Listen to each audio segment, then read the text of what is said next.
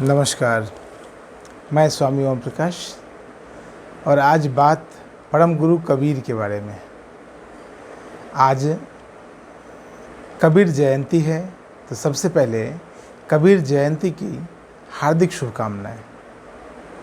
कबीर जयंती और आज पूर्णिमा का दिन, कितना सुखद संयोग है। देखिए, कबीर का जन्म तब होता है जब पूनम भी पूरी तरह से खिली होती है, पूनम की रात होती है।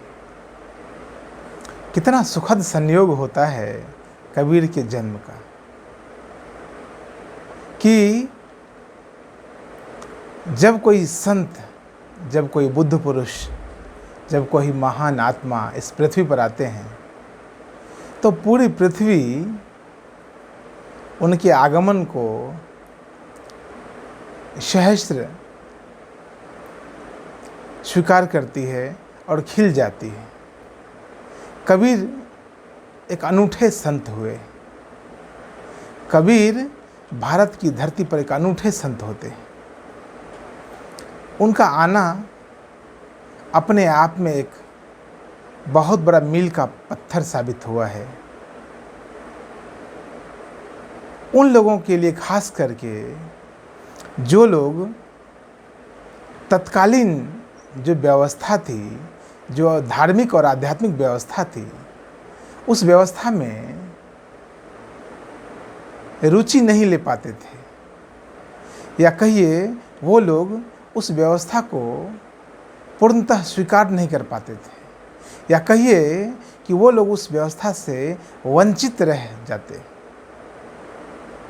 जी हाँ, कबीर ने उन जनमानस को छुआ जो कि तत्कालीन धार्मिक और आध्यात्मिक व्यवस्था से वंचित रहे थे।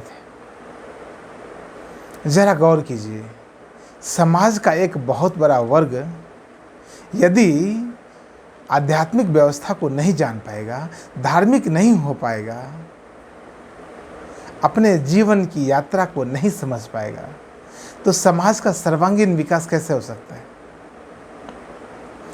शायद परमात्मा ने, शायद प्रकृति ने कबीर को इसलिए पैदा किया होगा।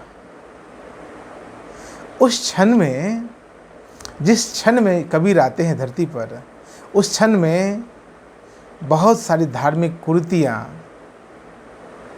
बहुत अच्छी तरीके से फली फूली चली जाती रही थी, और समाज का एक बहुत बड़ा वर्ग इन सब से वंचित होता जा रहा था। जो मूल धर्म है, जो मूल अध्यात्म है, उससे वंचित हो रहा था। कहीं ना कहीं उसके लाभ से वह दूर होता चला जा रहा था।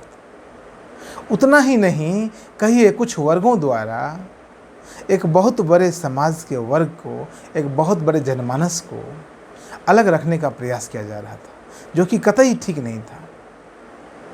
जब भी हम समाज और राष्ट्र के विकास की बात करते हैं, तो हम संपूर्णता की बात करते हैं। जब भी हम समाज और राष्ट्र के विकास की बात करेंगे, तो समाज में रहने वाले सभी नागरिकों के योगदान की बात जरूर करनी होगी। समाज में जब सभी वर्ग के लोग हैं और सभी अपना योगदान नहीं देंगे, तो समाज का व्यक्तित्व, समाज की छवि, समाज का पूर्ण रूपेण विकास कैसे संभव हो सकता है। इसी विकास को, इसी समग्रता को भारत भूमि पर लाने के लिए परमात्मा ने कबीर जैसे को पैदा किया होगा। यदि कबीर नहीं आते इस धरती पर, तो भी कुछ कमी रह जाती, क्योंकि सनातन व्यवस्था में बहुत सारे संत हुए हैं जिन्होंने प्रेम की बात कही है, जिन्होंने भक्ति की बात कही है, लेकिन कबीर अपने आप में अद्भुत हैं। कबीर अपने आप में अलबेले हैं। बहुत ज़्यादा शिक्षा दीक्षा की बात नहीं करते, बहुत ज़्यादा कर्मकांड की बात ही नहीं करते, बहुत ज़्यादा मूर्ति पूजा और तमाम चीज़ों की बात ही नहीं करते। तमाम तरह की जो व्यवस्था है, जिसमें कि भटकने की संभावना बहुत ज़्यादा है, उस अटकाव और भटकाव की बात ही नहीं करते कबीर। सीधी सीधी बात कहते हैं। और उतना ही नहीं, तत्कालीन समाज में जो भी व्यवस्था है, जो भी धर्म, जो भी संप्रदाय की व्यवस्था है, सबको चैलेंज करते हैं, सबको चुनौती देते नजर आते हैं, फिर वो हिंदू हो या मुसलमान हो। और एक नई व्यवस्था लाने का प्रयास करते हैं, एक नई बात कहते हैं कि सीधे सीधे जुड़ जाओ। कर्मकांड के माध्यम से भी पहुंचा जा सकता है, निश्चित तौर पर कर्मकांड भी एक मार्ग है। जिस प्रकार से भगवान बुद्ध का मार्ग है ज्ञान कांड, वह ज्ञान कांड भी एक मार्ग है निश्चित तौर पर। योग भी, हठ योग भी एक मार्ग है। उसी प्रकार से भक्ति योग भी एक मार्ग है। कबीर भक्ति योग को बहुत ज़्यादा प्रमुखता देते हैं। कबीर भक्ति योग की बात करते हैं। और भक्ति योग किसके लिए, ज़रा समझिए। उस समय का समाज बहुत ज़्यादा चापलूस नहीं था। उस समय के लोग बहुत ज़्यादा दिमाग से जीने वाले नहीं थे। उस समय के लोग हृदय से जीने वाले लोग थे। प्रेम, करुणा, दया, ममता से जीने वाले लोग थे। उनके लिए भक्ति एक सहज मार्ग हो सकता था। समझिए इस वैज्ञानिक बात को, ये जो एक टेक्निकल बात है उसको समझिए जरा। किस समय में कौन से संत आए हैं और किस संत ने किस समय में कौन से नियम, कानून या पद्धतियाँ या व्यवस्थाएं चलाने का प्रयास किया है, उसके पीछे एक बहुत गहरा, बहुत एक बारीक विज्ञान है। कबीर जब आते हैं उस वक्त के लोगों की आवश्यकता को ध्यान में रखकर, लोगों की स्थिति और परिस्थिति और मनःस्थिति को ध्यान में रखकर कबीर भक्ति मार्ग की बात करते हैं, प्रेम की बात करते हैं कि सब कुछ को छोड़ो, मंदिर को भी छोड़ो, मस्जिद को भी छोड़ो, बस प्रेम की बात करो, बस भक्त हो जाओ। ना काबा जाने की जरूरत है, ना कैलाश जाने की जरूरत है, बस तुम जहां हो वहीं भक्त हो जाओ। बात तो सही है। यह बात भी उतनी ही सही है जितनी काबा और कैलाश जाकर आप भक्ति कर सकते हैं। दोनों बात अपने आप में परिपूर्ण है। इसलिए तो हमारे शास्त्रों में लिखा हुआ है, पूर्णमदः पूर्णमिदं पूर्णात् पूर्णमुदच्यते। हर एक बात अपने आप में पूर्ण है। वो परमात्मा भी पूर्ण है, लेकिन कबीर भी अपने आप में पूर्ण है। भक्ति योग भी अपने आप में पूर्ण है। हठ योग भी अपने आप में पूर्ण है। ज्ञान योग भी अपने आप में पूर्ण है। कर्म योग भी अपने आप में पूर्ण है।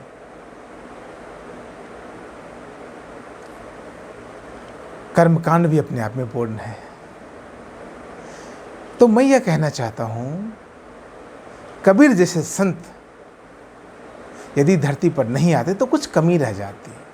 कबीर ने जिस व्यवस्था की बात कही, वह व्यवस्था यदि अस्तित्व में नहीं आ पाती तो भी कुछ कमी रह जाती।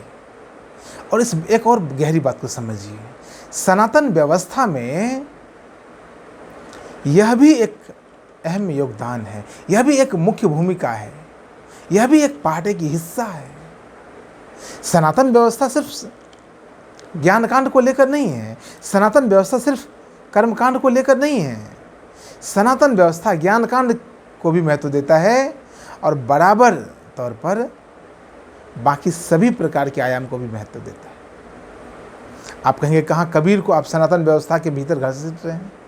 जी नहीं, मैं कबीर को घसीट नहीं रहा हूँ।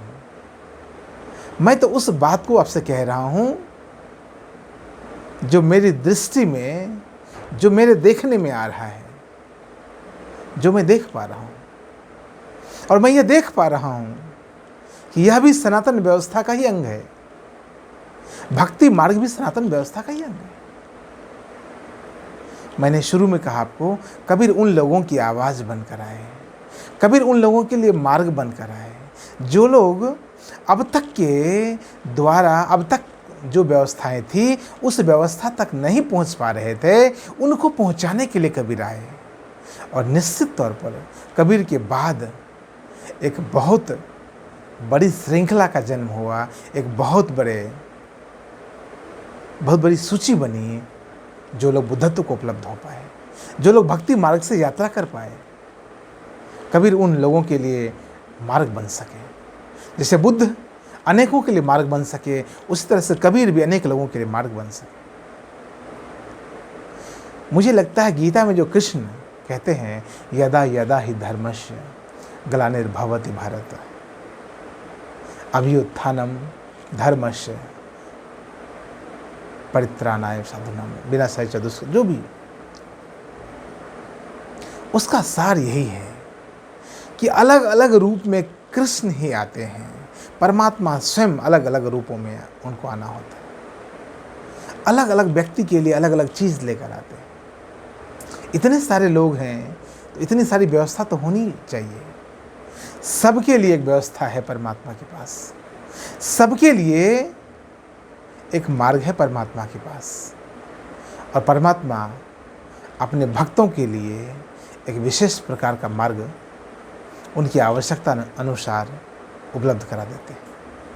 कभी कबीर के रूप में, कभी नानक के रूप में, कभी ओशो के रूप में, कभी बुद्ध के रूप में, कभी कृष्ण, कभी राम, कभी भगवान शिव के रूप में, कभी गुरु गोरख के रूप में, कभी पलटू साहब के रूप में, कभी दरिया साहब के रूप में, कभी किसी और संत के रूप में।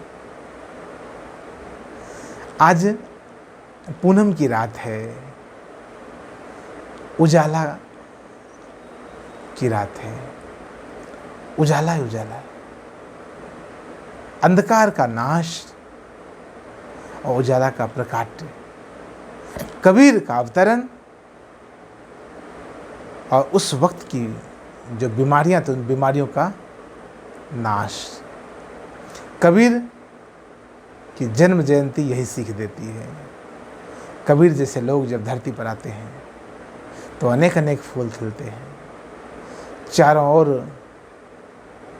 प्रकाश ही प्रकाश फैलता है, प्रेम ही प्रेम लुटता है।